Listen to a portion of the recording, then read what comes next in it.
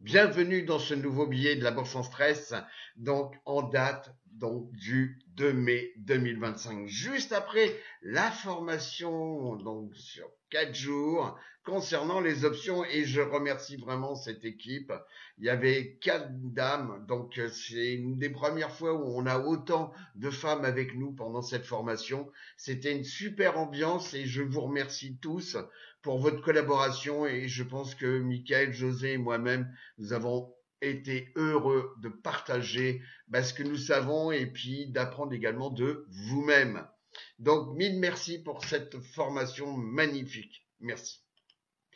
Alors, où est-ce que nous en sommes donc le 2 mai 2025?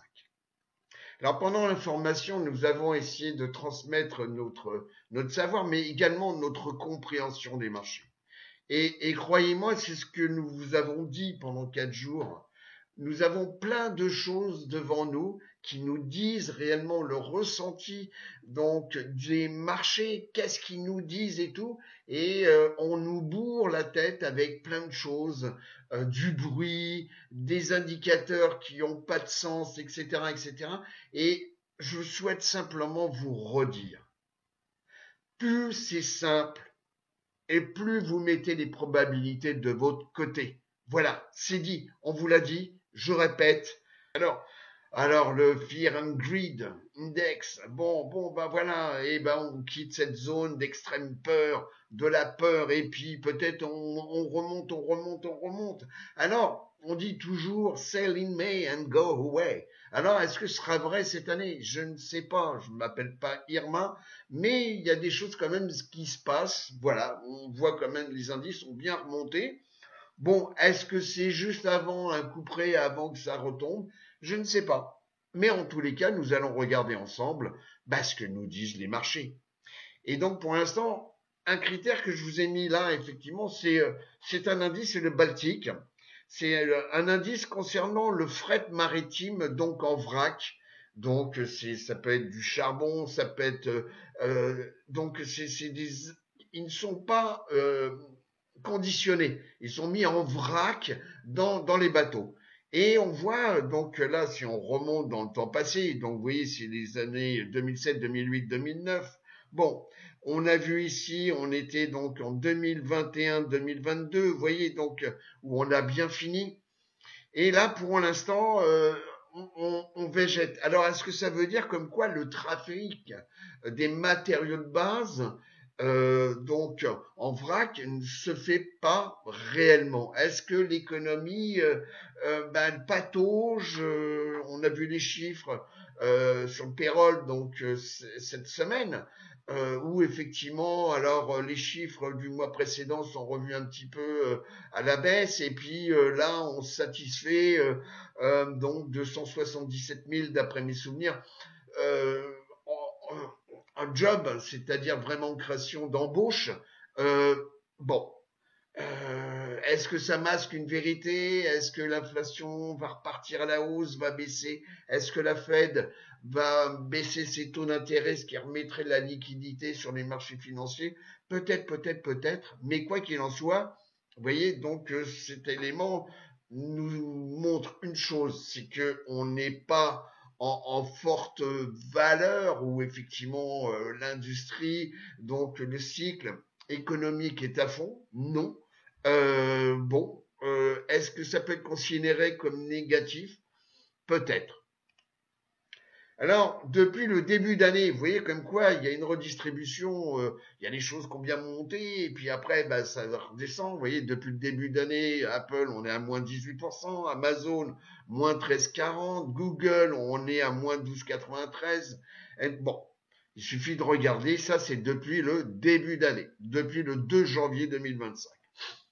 Alors, il y a par contre des compartiments comme les consumer defensive. C'est normal, c'est normal. On va sur ce qui perd le moins ou ce qui monte quand il y a de la peur, des baisses de marché, etc., etc. Toujours à noter le fonds de Warren Buffett, ok, qui se retire, ça y est, après 50 ans, vous vous rendez compte, 50 ans d'activité, c'est quand même assez génial quand même sur le fond Berkshire Hathaway. Voilà, ça fait partie des hommes extraordinaires. Voilà, franchement, Alors, vous voyez, depuis le début d'année, c'est quand même un fonds qui progresse de 19%. Alors, il a des valeurs comme Oxy, donc dans le pétrole, qui baissent un peu, soit. Mais bon, belle performance quand même. Alors, si on fait de la segmentation par capitalisation, donc depuis le début d'année, vous voyez comme quoi les larges, donc c'est pas les plus grosses, hein, les larges c'est de 10 milliards à 200 milliards de capitalisation. Bon, on a une progression quand même par rapport au contexte, une progression de 2,5 bon, par rapport au début d'année. Il y a plus pourri hein, quand même, il y a plus pourri. Et puis les mégas, c'est au-dessus de 200 milliards de capitalisation, bon, qui sont en baisse depuis le début d'année de les 6,25%. Et là-dedans, vous avez donc les Magnificent Seven. Alors, également, il faut regarder, vous voyez un petit peu comment les marchés sont capables. Bien entendu, il y a une carotte, donc bien sûr, il y a effectivement un peu de manipulation, il faut le dire. Il faut arrêter de se fermer les yeux. On voit que cette carotte a bien marché et que effectivement, on a des jours de progression quand même parfois un petit peu surprenants. Et vous voyez, c'est pareil, on retrouve ici pratiquement plus de 8 jours consécutifs de hausse de marché. Oh alors là, franchement, et puis vous voyez, on a des saisons hein, comme ça où effectivement en 2023, en 2024, en 2021, bon, ça fait partie des choses, on va dire, exceptionnelles. Voilà. Bon, de temps en temps, il faut en profiter hein, quand même. Alors là, c'est pareil, c'est le put-call ratio. Bon, le put-call ratio me dit comme quoi aujourd'hui, il y a quand même un peu d'euphorie. On voit plus noir, voilà, donc tout va bien, Madame la Marquise. Et puis le put-call ratio, effectivement, il est, vous voyez, aux alentours des 0,50. Donc la zone normale, comme la distribution en termes de probabilité, la zone normale c'est 0,60. Là, on est en dessous. Bon, donc ça veut dire qu'il y a beaucoup de gens qui préfèrent prendre des calls en achat que d'acheter une protection portefeuille ou de position en achetant des puts. Bon, ça veut dire qu'il y a l'espoir que ça revienne. L'espoir de quoi? L'espoir que simplement la Fed puisse baisser les taux d'intérêt pour réinjecter du pognon dans les marchés. Voilà, après le reste c'est du blabla.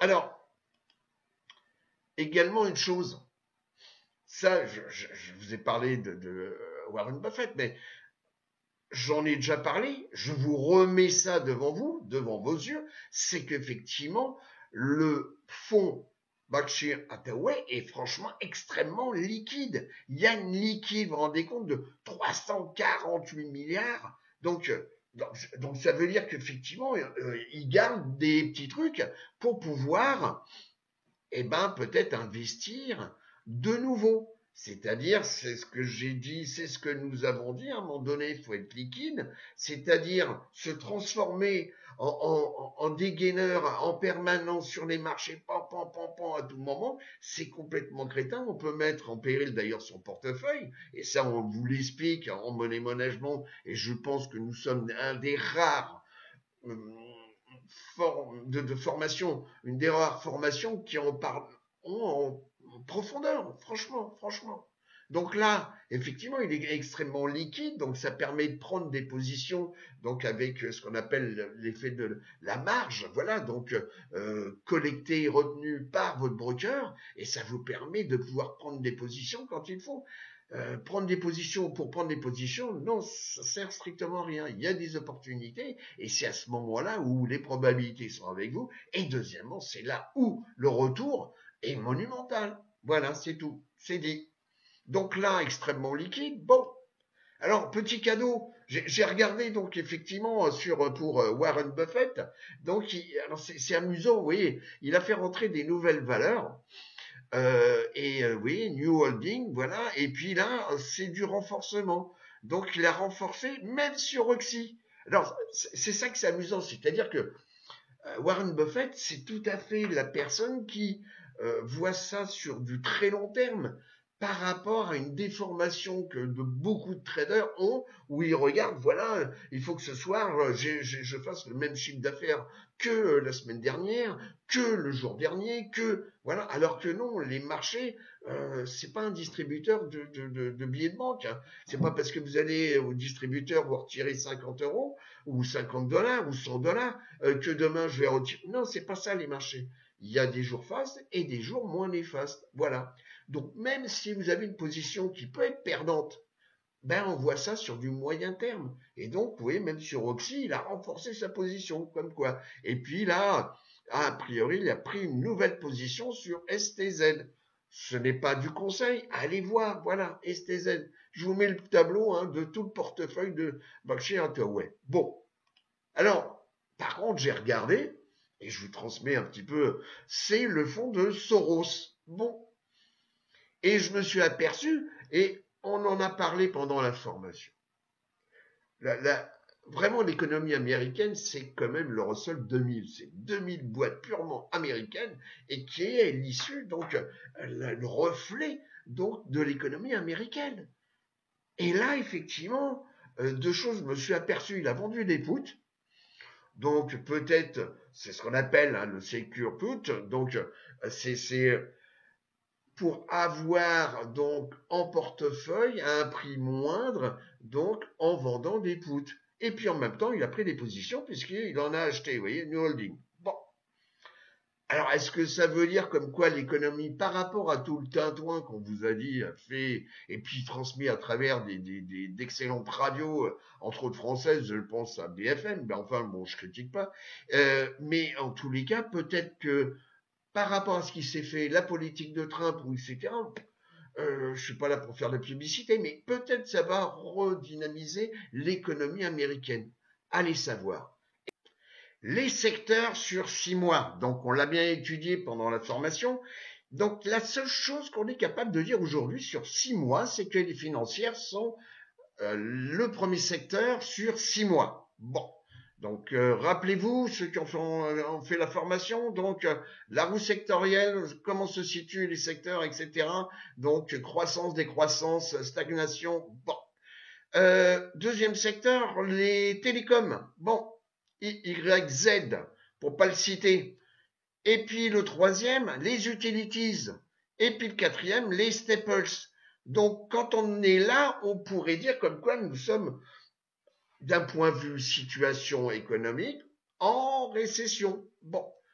Mais alors, il faut quand même regarder les financières ici, et puis là, avec un coup d'accélérateur, la technologie qui est passée donc sur 6 mois de moins 16, où ici on est carrément à moins 3. Donc vous voyez un peu l'accélération en quelques jours, avec ici un pic encore à moins 19% ici. Bon.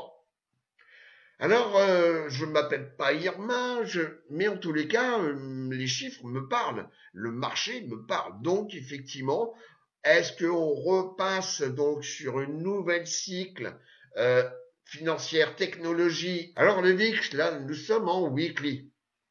Bon, vous voyez comme quoi, alors je vous rappelle, on verra, on retournera voir tout à l'heure, donc une petite société que j'avais prise, justement parce que on avait clôturé en semaine sur un plus haut, donc ici, donc il y a un petit peu plus, voilà, et on avait clôturé sur des valeurs monumentales de volatilité, surtout en clôture hebdomadaire. Bon, et bien ici, on clôture sur un plus bas en hebdomadaire.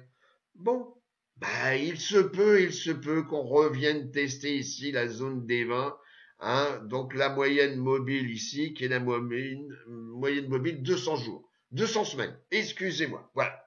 Il se peut, même si, vous voyez, je me mets ici en délit, ça va pas me changer grand-chose, vous voyez, comme quoi, là, on avait un petit, ici, un gap haussier, vous voyez, bon, on l'a comblé, et puis, on risque franchement de venir tester, donc là, 206 jours, qui est également aux alentours des 20.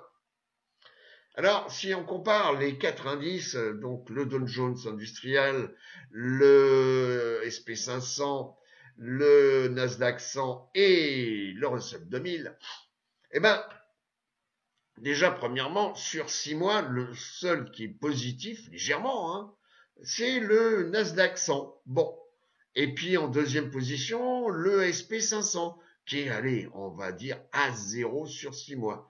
Le troisième, c'est le Dow Jones industriel, moins 1% sur 6 mois. Et là, celui qui, alors, franchement, qui reprend du service, c'est le Russell 2000. C'est pour ça que je vous ai parlé de Soros tout à l'heure. Et puis là, moi, je vois ce qui se passe sur le Russell 2000. C'est peut-être un compartiment sur lequel il va falloir piocher dans un avenir plus ou moins proche. Parce que quand vous voyez le différentiel ici, entre le S&P, voilà, qui est ici, et c'est moi, voilà, on a moins de 12,50, et là, vous voyez, on était carrément à moins 19,50. Regardez le delta. Bon, et ben là, on est à moins 8%, ok, et là, on est à 0 pour le SP 500. Et vous voyez, on suit, et c'est quand même, parce que généralement, le Russell 2000, il est un peu lourd, oui, il se déplace pas autant, hein, il y a moins d'opportunités, il progresse moins, etc. Parce que bah, les taux de rentabilité sont essentiellement sur le SP 500 et surtout, par exemple, les Magnificent Seven. Voilà, pour pas les citer. Bon.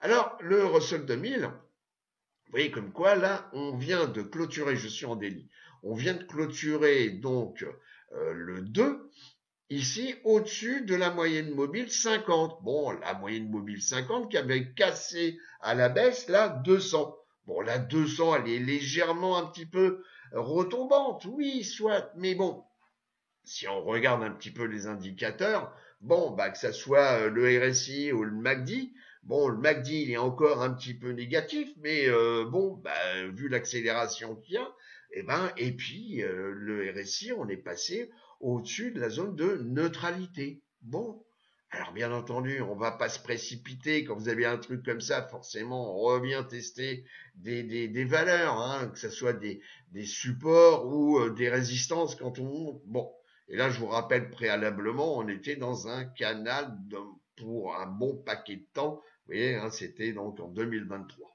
Bon. Alors, ça, ce sont les sociétés, enfin, c'est les secteurs et sous-secteurs que je suis. J'en ai parlé pendant la formation. Là, je vous en parle pendant donc ce billet de la bourse sans stress. Donc, ça, c'est en progression hebdomadaire. Ben, on voit comme quoi, en progression hebdomadaire, on a le transport. Et oui, il n'y a pas de business aux États-Unis sans transport. OK? Bon. Et ben là, c'est le premier compartiment, en tous les cas sur mon tri de moi des secteurs et sous-secteurs que je suis, c'est le premier en progression hebdomadaire, suivi des industriels, de la technologie, des matériaux de base. Il n'y a pas d'industrie sans matériaux de base. Bon. Donc, les financières, bon. Et puis, le petit dernier, là, sur la semaine, effectivement, c'est l'énergie. Bon. Alors, il y a quelque temps, donc, nous avons fait, donc, le 13 avril, c'est ça, dimanche 13 avril. Donc, on a fait un webinaire pour présenter notre formation sur les options. Et j'avais pris un exemple, entre autres, sur la société Annette, qui est quand même bien capitalisée. Et j'avais profité, vous voyez, j'avais profité, c'était le 4 avril, voilà. J'avais profité vraiment de l'excès de volatilité puisqu'on avait clôturé sur un plus haut hebdomadaire sur le VIX, et j'avais pris une position vendeuse, donc à 60, strike 60 pour l'échéance du 16 mai pour Annette. Et donc, j'avais vendu donc un put 60, donc qui correspondait à cette ligne, vous voyez, hein, de support, résistance, anciennement résistance, et là c'est une zone de support, donc c'est une zone qui avait été testée quand même plusieurs fois. Et donc j'avais vendu un put 60 $, échéance 16 mai 2025, et je l'avais vendu donc le 4 à 4,61 $. Bon, ce qui fait 461 pour un contrat, puisqu'il y a 100 actions, comme on l'a vu pendant la formation. Bon, vous voyez comme quoi on est bien venu tester le lundi 7 avril, on est venu tester les 60, Et puis là, ben, effectivement, on a ouvert à 60, et puis pouf, paf, et on a clôturé à 67. Et depuis, vous voyez bien comme quoi on a une accélération. Donc, je vais profiter, de l'accélération du cours, l'érosion du temps, puisque effectivement, j'étais en 40 DTE quand j'ai pris ma position, et là, je m'approche de l'échéance qui est le 16 mai. Donc, on a vu tout ça en formation, hein. Donc, ceux qui n'ont pas fait la formation, grosso modo, bon, vous avez peut-être raté quelque chose. Mais bon, voilà, il n'y a que ceux qui ont fait la formation qui peuvent répondre à la question, et je pense que la réponse, je la connais. Et là, on a une accélération. Donc, ça veut dire qu'aujourd'hui, je regarde ma chaîne de cotation. Chaîne de cotation sur Annette, vous voyez, hein, Arista Network, voilà, elle était dans un... Je l'explique pourquoi j'ai pris cette société dans le webinaire donc du 13 avril. Donc, si vous voulez, vous êtes intéressé, allez voir le webinaire, il est disponible.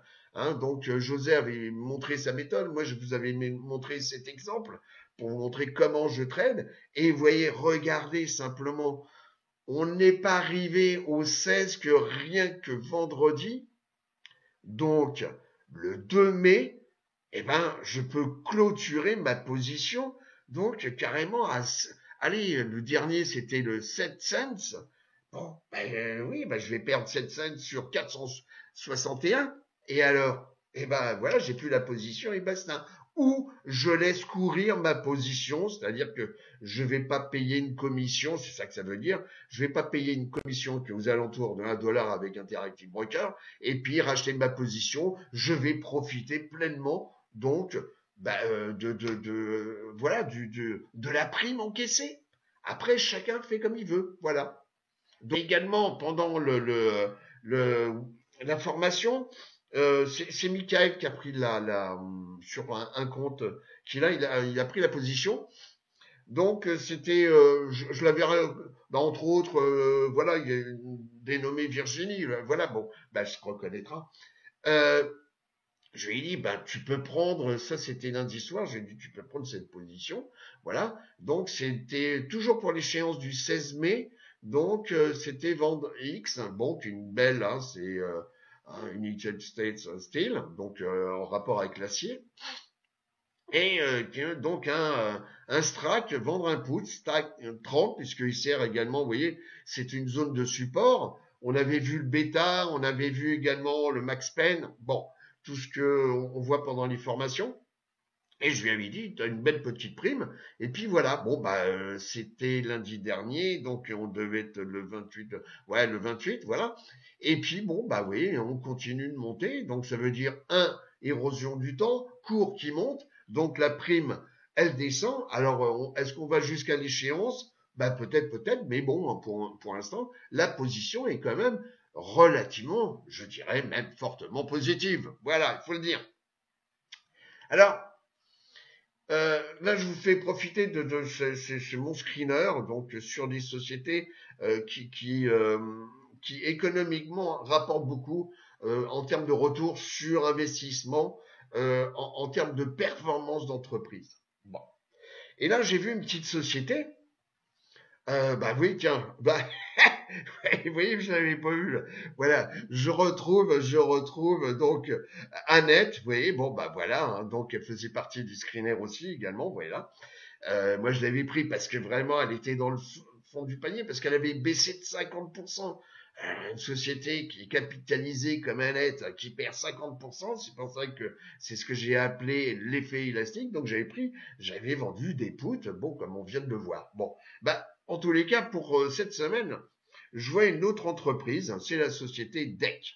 Alors je mets, vous voyez, ma souris dessus. Ce n'est pas de la recommandation, hein, c'est juste à titre pédagogique que je vous montre ça. Hein. Ok, on est bien d'accord. Bon, après c'est vous qui décidez. DEC, alors une capitalisation de 18 milliards, bon, c'est pas une petite, donc c'est tout ce qui est voilà, un peu dans le cyclique. Et bon, elle a fortement baissé, vous voyez, etc., etc. Donc, vous voyez, par exemple, sur une semaine, elle a performé de plus de 7%. Mais par contre, depuis le début d'année, Oui, alors c'est pas 50, c'est 42% de baisse depuis le début d'année. Bon, alors c'est ce que j'appelle l'effet élastique. À un moment donné, vous avez voilà le cours qui baisse, mais dites-vous bien qu'à un moment donné, il y a l'effet élastique. Vous n'êtes pas obligé de faire du trading comme ça, mais à un moment donné, vous avez forcément un retour. Vous avez voilà une correction de la correction. Voilà. Alors on regarde cette société, vous voyez, Decker, voilà, etc. Donc DEC. Une chose intéressante également, c'est le bêta dans un moment un petit peu risqué et tout. Donc on voit ça pendant l'information. Le bêta, il est quand même pas mal. Voilà. Bon, bah voilà, il est pas mal. Donc je vais pas en dire plus parce qu'on voit le reste pendant l'information. Et puis, bah si on voit le cours, bon, alors, bien entendu, on va pas se précipiter là tout de suite maintenant. Il faut avoir de la sagesse. Croyez-moi que les marchés financiers nous ont appris une chose. C'est que il faut pondérer son élan et ça sert à rien de s'exciter. Il faut connaître, savoir, retenir et puis à un moment donné, on intervient parce que effectivement, on va intervenir dans une meilleure condition. Voilà. Donc, vous voyez, le VIX il baisse. Bon, bah ok, donc ça veut dire que les primes baissent aussi. Voilà. Et puis, se précipiter alors que on vient de tester ici la 50, la moyenne mobile 50 jours. Bon, bah il risque d'y avoir une rétraction. Voilà, on teste et puis on revient légèrement en arrière. Mais, si on regarde le RSI et le MACD, il y a, bon, même si pour l'instant il est négatif, mais il y a peut-être des opportunités et voilà. Mais je vous rappelle, ce n'est pas de la recommandation. Voilà, voilà. Donc, je vais vous souhaiter, nous allons vous souhaiter au nom de la bourse sans stress, donc une très bonne semaine de trading. Et puis encore mille merci à cette équipe. On a reçu un petit mot, un audio d'un des membres. Et franchement, alors peut-être la prochaine fois, je vous le passerai. Mais voilà, voilà, c'est super. Voilà. On a passé du très bon temps et croyez-moi que même nous, qui avons donné nous-mêmes de notre savoir, mais en toute modestie, mais ça fait plaisir et franchement, on est heureux d'avoir une équipe comme ça pendant 4 jours. Merci et je vous souhaite une très très bonne semaine de trading. À bientôt les amis. Au revoir.